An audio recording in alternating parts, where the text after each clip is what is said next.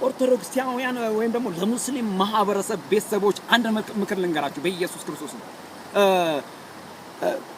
ይኸውልህ መጽሐፍ ቅዱስን አንብቡት። የእግዚአብሔር ቃል ሰማይና ምድር የተፈጠረው መጽሐፍ ቅዱስ፣ ሁሉም የተቀዳው ከመጽሐፍ ቅዱስ ነው የተቀዳው። ይኸውልህ ሁሉም የመጣው ከመጽሐፍ ቅዱስ ነው የመጣው። ስለዚህ አንብቡ። ትናንትና እንዳታነቡ ተደፍኖባችኋል አይደለም? እኔ አሁን በማህበራዊ ሚዲያ እንዲያልኩ መጣሁ። አንብቡት፣ መጽሐፍ ቅዱስን አንብቡት። በቃ አንብቡት። ለምንድን ነው የደበቁባቸው? እውነት እዛ ውስጥ አለ እንዴ። እናንተ እኮ ካያችሁ ብዙ የምትጠይቁት ጥያቄ አለ። ስለዚህ ያንን ጥያቄ እንዳትጠይቁ ነው እንዴ። አንዴ ታናሽ ወንድሜ የዛሬ 20 ዓመት እንደዚህ አለኝ። በአፋር ምድረ በዳ ያለው በመናመልክበት አዳራሽ ላይ ጎርፍ መጣና ገባ እንዴ። መስፍን አለኝ። ወያው አልኩት።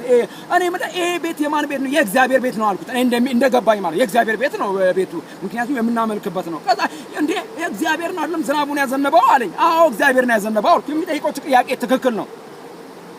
ታዲያ እግዚአብሔር ቤቱን አይጠብቅም እንዴ? ለምን ዝናብ አዘነበ? ለምን በውሃ አስገባ አለኝ። ይኸውልህ አንድ ነገር ልንገርህ። መለስ አልኩና እንደዚህ አልኩ። ይሄ አዳራሽ ነው የምናመልክበት ነው አለ።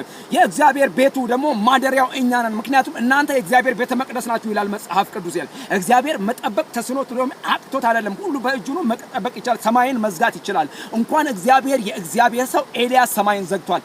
አንድ ነገር ልንገርህ አለው። ይሄ አዳራሽ ነው ውሃው ተፈጥሮን ለሰው ልጆች ያስፈልጋቸዋል። ስለዛ ነው የሄደው አልኩና ነገርኩት።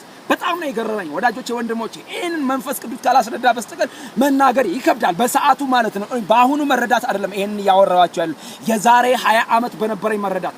ምን ልላችሁ ፈልጌ መሰለህ? መጽሐፍ ቅዱስ ስታነብ ሙሉ ሰው ትሆናለህ። ሙሉ ሰው ስትሆን መጅለግ አድርገህ ትናገራለህ። ብዙዎች ለምንድን ነው መልስ የማይሰጡን? በኢየሱስ ክርስቶስ ይኸውልህ እውነት የሆነ ቃል እኛ ጋር አለ። እውነት የሆነ እግዚአብሔር አለ በኢየሱስ ክርስቶስ።